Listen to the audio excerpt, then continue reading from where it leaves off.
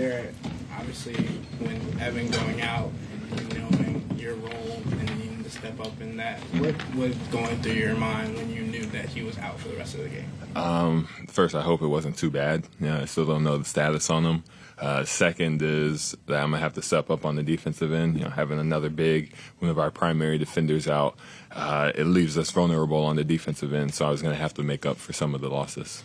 Dean Wade, 20 points in the fourth quarter. Right. Obviously, you all really want him to shoot the ball Absolutely. more, and today he did that. Yeah. What did you need from him, and what did he give you guys tonight? We needed that Dean Wade to show up, and he showed up. He shot every ball with confidence.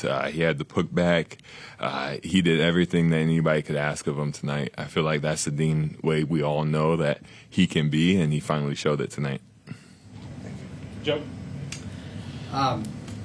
Down 22 with like 9 minutes left. I can't imagine you felt good. Right. About things. How did you guys do this? Cavs hoops, at the end of the day. It's like he said, Dean Wade. That was the main push of it all. Dean came in, hit some big shots, got some big rebounds. He really sparked the offense, sparked the defense into getting this whole comeback. And then, your last two wins, Strus with the 70-footer or whatever. And then, Right. and then this one, and it kind of comes at a time when you're having some, Donovan's hurt, Max is hurt, now Evan. Can these kinds of wins sort of, maybe hold you together? Or how do they help when you're going through a tough time? When you're going through, you try to take all the good that you can. And tonight was for sure one of those nights where it didn't look good for us with 9 minutes left. You could look up in the crowd and see people leaving. You could look around and everybody's looking down. But, we stayed together as a team. We stayed together and as a unit. And it helps going forward. It helps us know that we can overcome anything.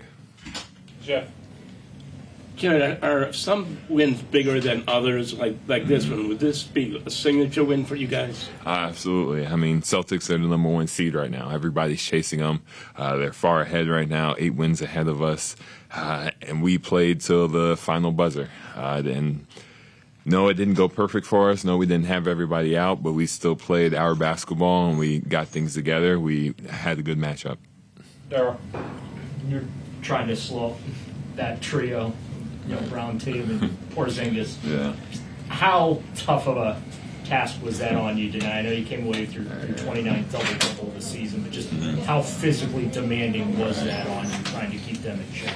It's very physically demanding. I know sometimes for me, they put me on Tatum, then they put me on Porzingis, Horford.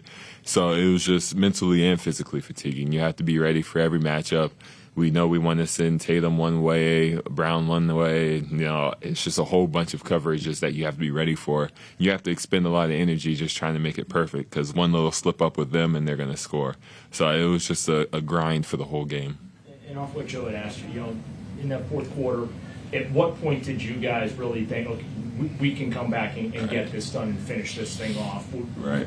Probably when we cut it to 15. We got a couple stops.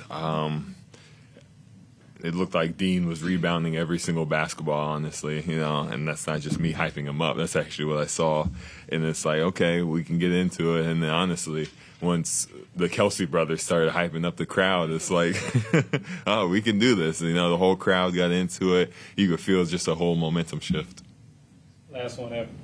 Jarrett, it's this season, it seems like you really seem to really put it on against the Celtics. What about this matchup just kind of do you find where you get the edge defensively, offensively, you just add it onto the floor? It's just how they play. They have a very unique style of playing basketball. They don't put the 5 on the 5. They don't put the 4 on the 4. Sometimes Derek White was on me. Sometimes Porzingis was on me. So at that point for me, it was just trying to find the right matchup to set a screen. Sometimes it's not my turn to set the screen. Sometimes it's like when they had Porzingis on Isaac, he goes up and set the screen, and I just find the open spot to get a dump off. It's just, for me, it's a mind game trying to figure out how I can best extort their defense. Is that mind game, difficult to kind of solve and evaluate in real time while you're playing a basketball game? Right. Not really, because they've been doing the same thing for years, and it shows with their track record. It's very effective, So my job is to figure out a while ago just how best I can do it. Okay, just gonna wrap with Jay. Thank you. Appreciate you guys.